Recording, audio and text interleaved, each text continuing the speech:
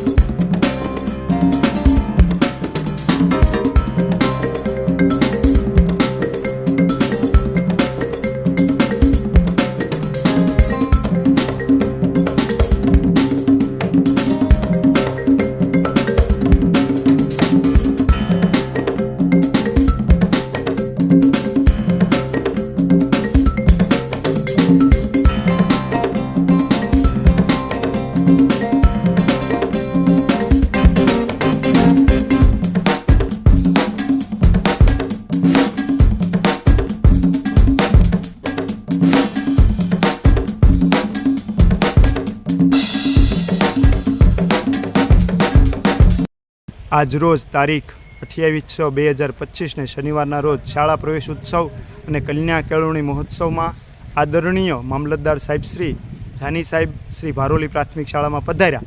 શાળા પ્રવેશ ઉત્સવના કાર્યક્રમ પૂર્ણ થયા બાદ નવી શાળાનું જે બાંધકામ થાય છે ત્યાં સાહેબશ્રીએ મુલાકાત લીધી।